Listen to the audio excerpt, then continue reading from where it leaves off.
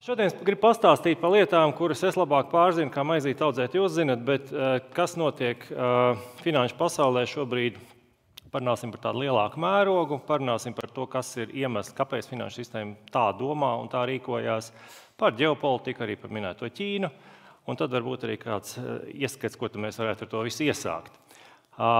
Vispirms Latvijas banka, kā daudzas citas pasaules centrālās bankas, ir apvienojusies tādā interesantā tīklā, ko mēs saucam pēc angliskā saīsinājuma NGFS, ka latviski viņš tā kā starptautiskais finanšu sistēmas zaļināšanas tīkls, kas apvieno lielāko daļu pasaules banku un finanšu uzraugu, un kur kas tika izveidots pēc Parīzes līguma parakstīšanas, un pamatmērķis ir gluži vienkārši saprast, kā mēs varam finanšu sistēmu zaļināt salīdzinoši vienveidīgi. Jo Eiropā mēs esam pieraduši, ka arī 30 valsts spēj par kaut ko vienoties, bet pārējā pasaule un finanšu sistēma ir globāla. Būtībā katra valsts ir pa sevi. Un tas, ko es gribu uzreiz pateikt, runājot par šīm metodikām, par to, ko mēs varam iesākt, mēs ļoti reti pieminam zaļo kursu, kas bieži vien, teiksim, ekonomikas sektoros Latvijā tiek uzskatīts par to galveno iemeslu. Patiesībā tie iemesli ir vienkārši tā ilgspējības krīze, kas pasaulē ir. Un tas, kādi ir atsevišķi reģionālai risinājumi, ieskaitot to zaļo kursu, kas ir tīri Eiropas reģionāls risinājums, tam patiesībā nemaz tik liela nozīme priekš finanšu sistēmas nav. Finanšu sistēma tos notikumus, par kuriem vēl nedaudz parunāšu detalizētāk, kas ir saistīti gan ar klimata pārmaiņām, gan dabas daudzveidības samazināšanos pasaulē, uzskata par finanšu risku. Jo viņi sasnieguši tādu mērogu, ka tas ir risks naudai strādāt ar, teiksim, pasaules ekonomikā, bez potenciāliem zaudējumiem. Tādēļ arī visa pasaules finanšu sistēma šobrīd ir nofokusējusies uz to, lai samazinātu šos negatīvos procesus. Es neiešu iekšā metodikā, tas, lai paliek ekspertiem. Arī Eiropas centrālā banka, tā ir pasaule, pie kuras mēs piedaram jau dabiskā Eirozonas centrālā banka, ir ļoti skaidri nodefinējusi gan monetārajā politikā, gan, kā šajā citātā var redzēt, arī finanšu stabilitātes banku uzraudzības jautājumos, ka tā ir mūsu darba pamattēma. Un tas ir tas interesantais, ka centrālās bankas šobrīd pasaulē finanšu sistēmas uzraugi uzskata to par sava darba elementāru sastāvdaļu, jautājums, kas saistīta ar klimata pārmaiņām. Kas var šķist, teiksim, pēc pāris gadiem tas vēl būtu ļoti jocīgi. Kur finanšu sistēmā izpaužās šie dažādie riski? Viņus dala divos tādās grupās – fiziskie riski un pārējais riski. Fiziskie riski ir tas, kā, teiksim, jūs kā banku klienti vai apdrošināšanas klienti no tām pārmaiņām ciešat, cieši jūsu biznesa, cieši tā, teiksim, ķīles vērtība, kas tiek ieķīlāta, tiek aizskalota māja, teiksim, jūrā vai plūdos, kaut kas iet bojā. Tie ir riski arī biznesa ilgtspējībai, noturībai, teiksim, kredīti bieži tiek dot uz ilgu laiku. Tie ir apdrošināšanas riski, kas ir ļoti interesanta tēma, jo, teiksim, nesenais gadījums Dobelē, un tajā apvidū, iedomāsimies, ja tāds pats būtu gājis pāri Rīgai, cik tas maksātu, salīdzinot ar tiem dažiem miljoniem, kas šobrīd jāizmaksā ir. Ir pasaulē jau šobrīd reģioni, kur apdrošinātāji iet prom vispār privāta apdrošināšana, jo neatmaksājās apdrošinātie, praktiski 100% garantija, ka tas iestāsies. Tas, piemēram, Florida.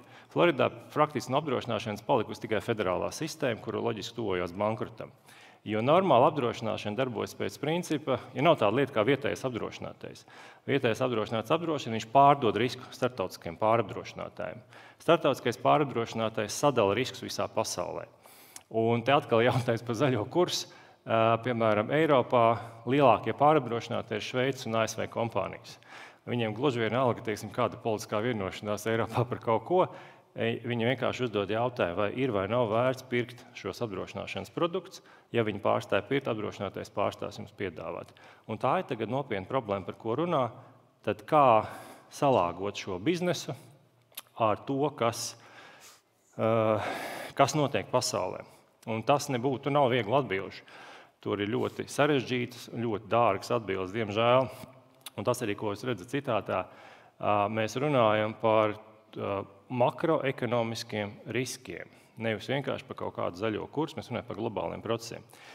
Tagad drusku, ja es pieminēju to, ka ir nopietnas uztraukums globālajā finanšu sistēmā, starp citu ne tikai publiskajā pusē, arī privātajā pusē lielākie finanšu investori šobrīd ir apvienojušies tādā vienā no daudziem formātiem, kas piemēram Climate Action 100+, kur apvienojušies aktīvu turētāji 68 triljonu apmērā. Un viņa pamatmērķis ir panākt, ka ekonomika virzās uz klimata neutralitāti. Ja?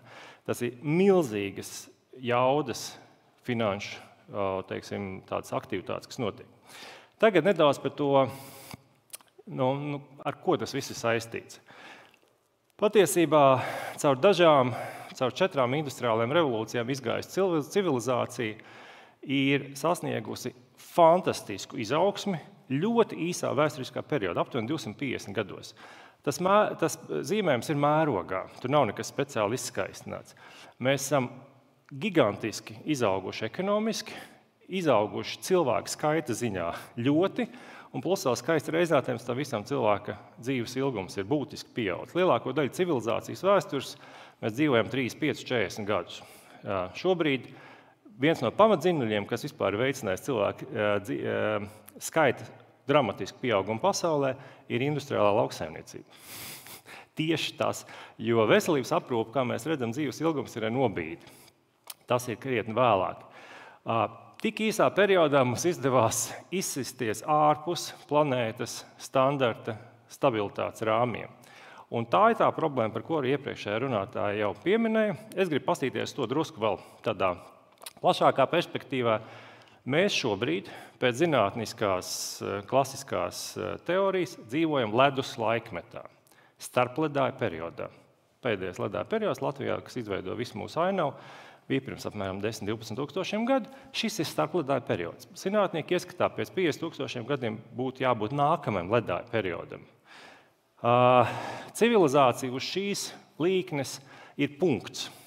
No tās brīža, kad mēs vispār iemācījāmies staigāt uz 2 kājām, līdz šodienas digitalizētai pasaulē, tas ir punkts. Un šis punkts līdz šim dzīvoja ļoti stabilā klimatā. Un tas, ko es parādīju šie pārsimts gadi, ir būtiski izsituši no līdzsvaru laukā, un mēs varam teikt, bet normāli, taču lielāko daļu Zemes pastāvēšanas laikā viņa bija siltumnīcas periodā. Ledāji uz zemeslodes nav norma. Tā ir anomālija, ka jūs viņu redzat uz sauszemes. Ja mēs paskatāmies uz to pīķi, kas ir šīs te pirms 50 miljoniem gadu, 120 metru augstāks jūras līmenis, 3 reizes vairāk oglekļa dioksīda atmosfērā un plus 13 grādu vidējā temperatūra. Tas kritums uz leju, jūs domājat, tur bija mamutiem zaļais kurs? Nē. Pasaulē ir savs oglekļa stabilizācijas mehānisms, kas notiek caur jūras mikroorganismiem, kas veido kaļķīti. Šis mehānisms vienmēr ir centies atgriezt atpakaļ oglekļa dioksīdu pasaulē līdzsvarā, un pēc tam atkal ir ģenerējis tos vilnīšus. Mēs varam pagaidīt, ka tas nostrādās. Zinātnieki saka, ka tas darbības cikls ir apmēram 500 000 gadu. Viņš izdara savu daļu un viss atkal nokārtojas. Varam iztikt arī bez zaļā kursa, ja tas ekonomikai ir pilnīgi ok pagaidīt 500 000 gadu. Ir arī citi notikumi pasaules vēsturē, kas ir izraisījuši šīs svārstības, gan vulkāni, gan asteroīdi, viss kaut kas. Šis te lielais skaistais pīķis, rakstisku pierādījumu nav, bet zinātnieki saka, ka ap ekvatoru tajā laikā bija 60–70 grādu gaisa temperatūra, 40 grādu jūrā, 95% sugu izmira pasaulē. Ja? Tad, kad zaļie daži saka, ziniet, mums jāgalā pasaule, pasaule vēl trakāks lietas redzējusi. Pasaule, zemeslode, planēta nav jāglābi. Mums ir liels jautājums, kā mēs savu ekonomiku noturēsim, ja mēs gribam iesist pasauli iekšā siltumnīcas stāvoklī, kas ir norma planētai. Mēs vienkārši kā suga neesam piemēroti šādam temperatūras diapazonam. Un te vēl bišķi, lai saprast arī tos mērogus, arī kolēģi rādīja to oglekļa, to siltumnīcas efektu, viņš tāds iezīmēts ap planētu tās liels bultiņas. Patiesībā mēs runājam par šo gaiši zilo līniju. Šī te mazā līnija ir visa atmosfēra planētas mērogā. Tie ir 8 kilometri, kuros ir pietiekama gāzes koncentrācija, lai mēs spētu dzīvot un vispārējā dzīvība turētos. Šī plānā līnija ir tā, par kuras ietveros notiek siltumnīcas efekts. Jo augstāk, jūs paši zināt, lido lidmašīna -50 grādi. Ja? Uzkāpiet kalnos, jūs redzēsiet, tur vēs. Patiesībā zem mums jau arī tas brūnais ir tā cietā daļa 5 līdz 70 km. Pārējais apakšā ir šķidrs un mīksts, un augšā ir ļoti augsts.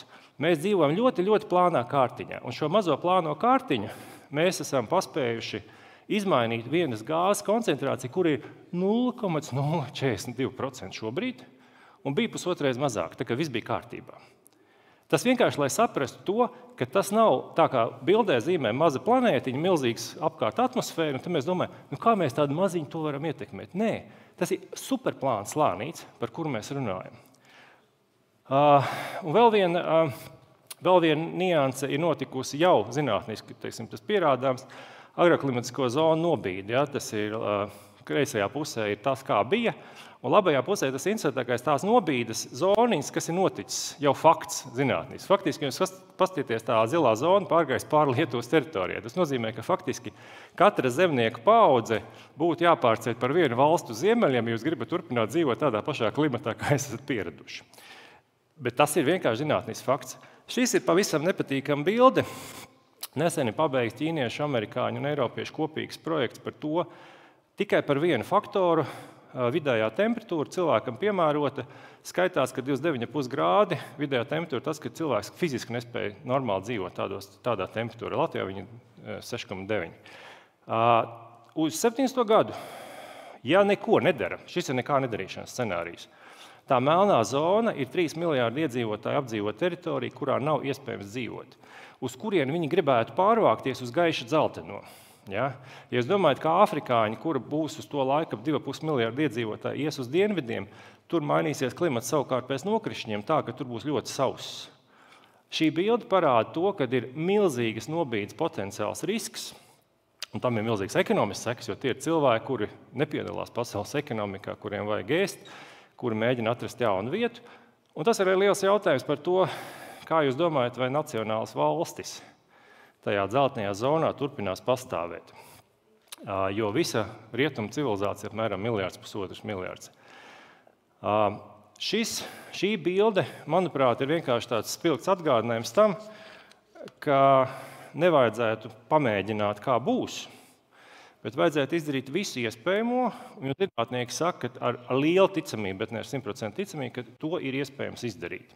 Un arī finanšu sektors šim ir pievērsties ļoti nopietni.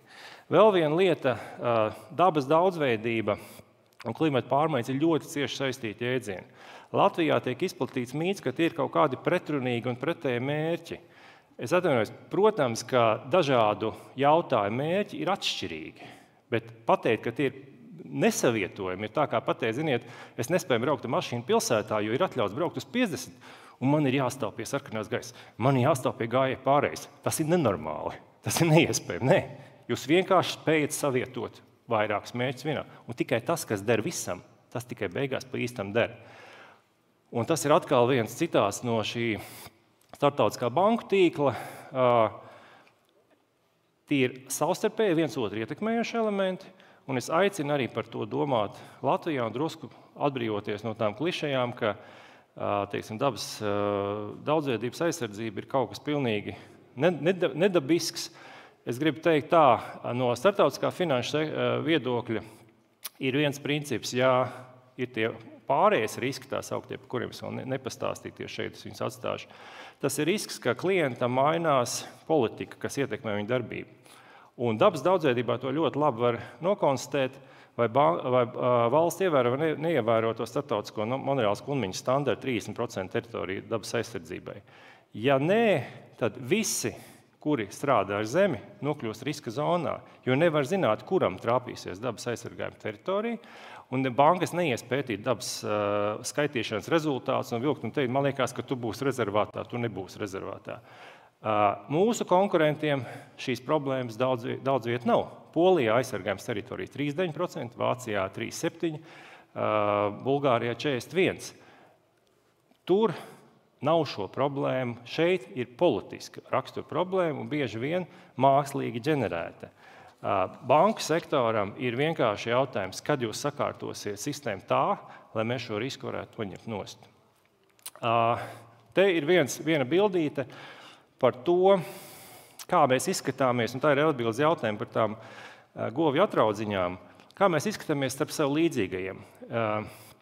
Evolūcijas augstākais punkts ir dzīvnieku grupas zīdītāji, visi četrkājnie siltesiņi, ieskaitot arī tādus kā vaļus un delfīnus, bet peles, bizoni, vispārējie.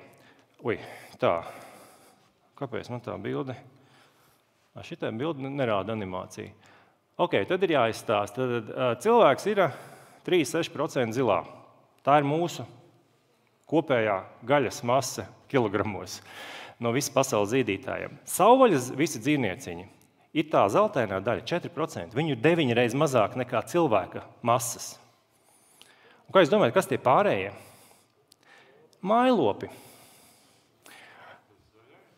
Jā, tas ir zaļais, 60%. 60% masas ir tas, ko mēs aprijam. Es būdami 36 un 84% visai pārējai mums līdzīgo dzīvnieku dabai. Mēs esam viņus izēduši vienkārši. Tur bija mamuti kādreiz vispārējais. Loģiski, ka pie tādas masas tam arī ir ietekme. Vēl jau vairāk, ja metāns ir daudz jaudīgāks. Vides piesārņojuma jomā tikai pavisam īsta tēze. Normāli, ja piesārņotājs maksā, tad caur finanšu sistēmu, caur šo ekonomisko loģiku jūs vienkārši to izlīdzsvarojat. Ne visi maksā. Un šī ir viena un tā pati upe dažādās laikos, pavasarī un vasarā zemgalē.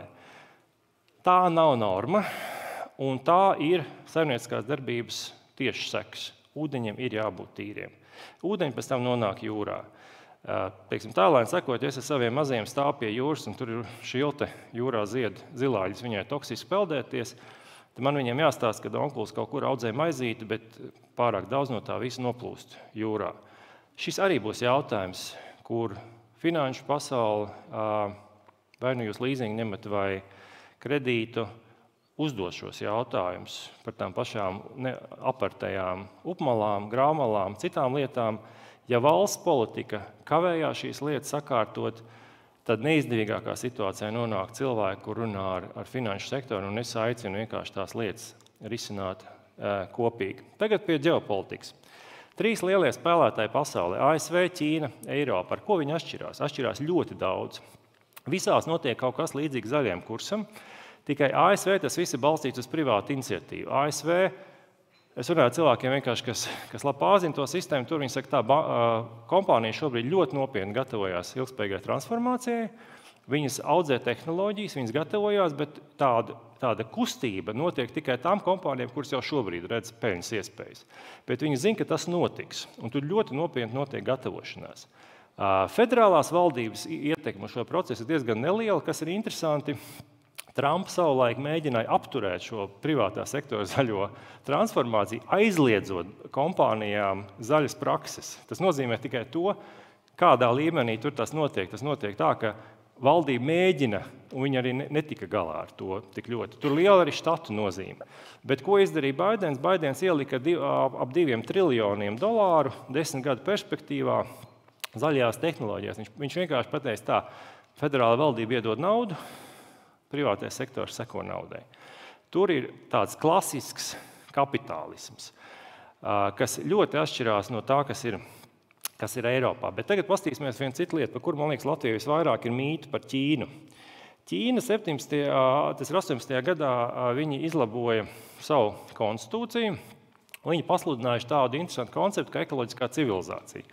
Ķīnieši nekad nav bijuši pārāk kautrīgi, viņi piedāvā to pasaulē kā modeli. Viņi saka, ilgspējīga domāšana Eiropiešu izpildījumā vai rietumu civilizācijas izpildījumā īsti nelido.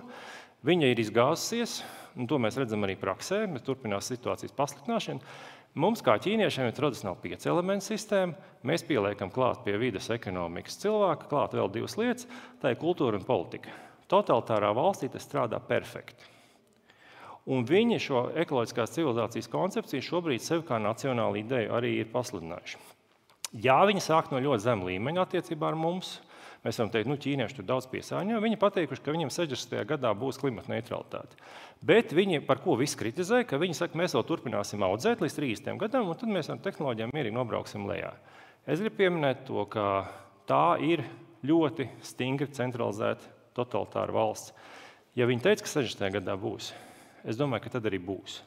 Par Eiropas 50. gadu vēl varētu padiskutēt. Un man liekas, ka būs brīdis, ka mēs sāksim viņiem skriet pakaļ. Neaizmirsīsim, ka Ķīna nevelti viņa piedāvā šo civilizācijas ideju, viņi jau to izplat arī savā ietekmes zonā pasaulē, un ķīniešu ietekme pieaug. Līdz ar to nevarētu domāt, ka ir tikai zaļais kurs kaut kur Eiropā, jo Eiropa ļoti tālu ir, vienkārši starta līmenis labs, bet par ātrumu runājot, man ir bažas, ka Ķīna ies mums garām, un tad būs jautājums lielā mērā arī par tirzniecības standartiem, par ko mēs parunāsim brītiņi. Un vēl tur jūs varat izlasīt, ķīnieši ir ļoti arī labi sev, kā saka, nostādījuši dabas aizsardzības jomā. Viņiem jau šobrīd efektīvi aizsargās teritorijas vairāk nekā Latvijā, jo tāds mums pa īstam ir 12%, bet viņi dara to, kas arī ļoti daudziem lauksaimniekiem nepatīk. Eiropas Savienība, par to mēs zinām vislabāk, to es varbūt stāstīšu tikai kontekstam. Eiropas Savienība vienmēr visu dara caur birokrātiju. Es klausījos vienreiz diskusijas starp Eiropas un ASV pārstāvjiem, teiksim, NGFS ietveros, un viņi saka, Klau, bet kā jums vispār tas ir ienācis prātā izdomāt taksonomiju? Birokrāti noteiks biznesam, kā zaļināties. Bankas taču to zina labāk, bankas jūt, kur vajag ielikt naudu. Kā jūs esat nonākuši līdz tādai taksonomijai? Mums ir gan 30 valsts, nekad ne par ko nevar vienoties. Labākais, ko politiķi izdara, viņi atdeva visu Eiropas komisijai, saka, mēs, kā saka, elektorātu tālāk, un pēc, teiksim, sliktā Brisele uztaisīja zaļo kursu. Tāda ir mūsu pieeja. Protams, ko tas nozīmē uzņēmums, uzņēmums milzīgi regulējumu. Jūs jau paši zināt to visu. Lūk, tā kā šie 3 lielie spēlētāji patiesībā ir ar ļoti atšķirīgām pieejām, bet par vienu un to pašu. ASV, teiksim, viņi šobrīd postulē, ka arī 50. gadu klimata neutralitātei, ja atnāks Trumps pateiks kaut ko citu, bet mēs redzēsim lēcienu veidu attīstību ASV, mēs redzēsim strauju un mērķtiecīgu attīstību Ķīnā, un man ir liels jautājums, ko mēs redzēsim Eiropā. Ja mēs salīdzinām sevi ar citām valstīm, mēs, protams, vislabākais salīdzinājums tomēr nav tas, cik kopā ir emisijas, jo Ķīna ir liela, loģiski viņai lielas emisijas, bet cik ir uz galviņu. Jūs Ķīnu neredzat šajā topā. Šajā topā no teiksim, civilizētajām valstīm mums ir Kanāda, Austrālija, ASV, kas ir tās rietumu pasaules valstis, tad mums ir loģiski naftas valstis, un tad visādi dīvaini palau vispār veco kuģu kapsē, tāpēc viņiem tur tāda statistika iznāk. Latvija nebūtu nav ar mazu apjomu. Mēs savu pasaules globālo kvotu apmēram pusgadā iztērējam uz oglekli. Ja? Mēs piedaram pasaules ceturtdaļai bagātāko valstu, un automātiski mūsu dzīvesveids ir diezgan nedraudzīgs klimatam. Tāpēc, kaut arī mēs esam labā līmenī, būs jāiespringst, bet šis grafiks parāda to, cik cilvēkam būs nepatīkams process, jo per capitas nozīmē, ka jūs paši cik izjūtat, cik jūsu dzīvesveids ir jāmaina daudz. Un tur ASV, Kanāda un Austrālija būs krietni nepatīkamā situācijā par Ķīnu. Tad īsumā nobeidzot šo stāstu, kas mums ir sagaidāms. Protams, ka liels datu pieprasījums no finanšu pasaules, jo nav ārēja pazīme, neviens nestaigās pa lauku, nemērīs oglekli ar lineāli nekādu, būs datu apmaiņa. Tas ir nepatīkams process, protams, bet tas gan ir visā pasaulē. Plus vēl tam būs klāt taksonomijas datu apmaiņa, kas ir tā kā papildu process. Nākotnē es domāju, ka tas process risināsies tādējādi, ka būs liela ietekme zaļumam uz piekļuvi tirgumu. Jau šobrīd piedaloties valsts pasūtījumos Skandināvijā, jums prasa oglekļa pēdu. Nākotnē, īpaši, kad lielie reģioni, kā pieņemsim Ķīna, būs tikuši galā ar šo uzdevumu, viņi pateiks, bet mūs neinteresē ekoloģiskais dempings. Mēs gribam arī, ka jūsu produkcija ir pietiekami oglekļa neietilpīga. Un man tieši bažas rada Eiropas sakarā, Latvijas sakarā tas, ka mēs tā visu laiku mēģinām kaut kā palīst malā, bet man negribētos, ka mēs sagaidām brīdi, ka mēs vienkārši nosecinām, ka precēm tā tiek ierobežots tirgus. Tas ir tas, ko nevajadzētu. Nevajadzētu nogulēt šo procesu. Un ar laiku arī globālajie zaļie standarti, tas pats ESG, diezgan murgainais risinājums, kas ir šobrīd, cerams, ka kļūs par kaut ko skaidrāku un saprotamāku. To visu dzirdot, man no Latvijas bankas puses, sēžot pie datora, gribētu teikt, mēs dzīvojam ārkārtīgi trauksmainā, ļoti interesantā laikā, mums būs daudz pārmaiņu.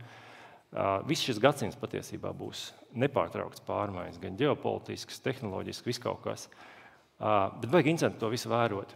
Jums to visu klausoties un uzņēmējiem, ikvienam normālam, man liekas, nāk prātā vārdi, kurus parasti drukā ar zvaigznītēm. Un es domāju, ka jums ir taisnība. Tas nav nekas neviegls, nepatīkams. Es gribu tikai vienam vēl noslēgumā, tā kā laiks beidzās, vienam jautājumam pievērsties par ātrumu. Bieži saka, mums Latvijā nevajadzēs skriet pa priekšu. Es atvainojos, Eiropā jau 10 gadus krītās oglekļa intensitāte ekonomika turpina augt. Mums tikko kaut kur jātaisa ierobežojums, uzreiz mēs nespēsim attīstīties. Mēs esam krietni iepalikuši. Savukārt no biznesa izvēļu viedokļa teikt tā, iedomāsimies, kā bija cukurbietēm.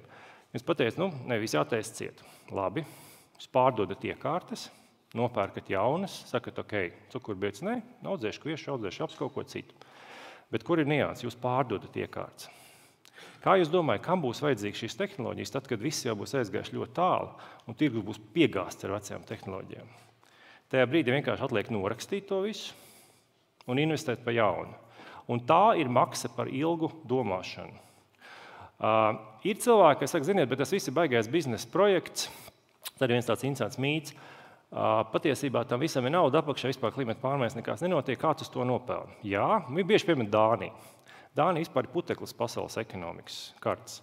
Jā, Dāņi ir ļoti labi mācījuši vienmēr pielāgoties pārmaiņām. Šobrīd viņa zaļām tehnoloģijām labi pelna. Bet es vienkārši pateikšu vienu diskusiju, kas arī bija tādā slēgtā baņķieru klubā, kur šveicietis prezentē investīciju banku stāstīja, kā viņi redz to visu transformāciju, kā viņiem ir jādomā par tiem zaudējumiem, kas rodās no tiem aktīviem, kas ir tā sauktie brūni aktīvi, kas būs jānoraksta. Un ASV investīcija banķieris uzdeva jautājumu, saka, bet jūs saprotat, ka tās ir lielas naudas, kas būs jānoraksta, ka jūs nevarēsiet to naudu kaut kur pārnest citur, jo teiksim, kaut vai naftas kompānija, viņiem aktīvos iekšā ir kaut vai ieguls viss kopā, kas vēl nav izmantots, un to nekad vairs neizmantos. Vienkārši tas ir miljardi, kuriem pārvilks pār krustu. Un tur bija tāds interesants angļu frāze, bet tā ideja bija vienkārši, jā, mēs esam gatavi norakstīt. Un mēs runājam par miljardiem, kuru nāksies šajā procesā norakstīt, jo ekonomika vienkārši transformējās, un šī tehnoloģija pārēja tik liela, ka to nevar atpelnīt tāpat vienu. Un ja kāds saka, ka šis ir lielisks biznesa plāns, ir jābūt absolūti trakam, lai realizētu tādu biznesa plānu. Tie mazie, kas nopelnīs, tie, ja viņi saprot, kas notiek, ja viņi trāpa īstajā brīdī, viņi māk pielāgoties. Tā ir lieliska niša. Mēs esam maza valsts, mums ir mazs biznesa pamatā. Mums lieliski iespēja, un es jums vienkārši gribu novēlēt. Saprotam šīs pārmaiņas, mākam saulaicīgi pārslēgties. Mēs esam pietiekami mazi, lai izlīst ārā ar daudz mazākiem zaudējumiem, kā tie lielie, kurus es esmu darbā, ar kuriem saskāries daudzkārt. Tur nav tā biznesa tik vienkārši. Tur vienkārši ir apziņa, ka pārmaiņas ir priekšā lielas, nepatīkamas, bet viņām ir jāiziet cauri ar minimāliem zaudējumiem. Un minimāli zaudējumi nozīmē saulaicīgu politiku. Un tas ir tas, kāpēc šobrīd arī pasaules finanšu sistēma tik ļoti ir apvienojusies, lai šī saulaicīgā politika būtu. Paldies par uzmanību!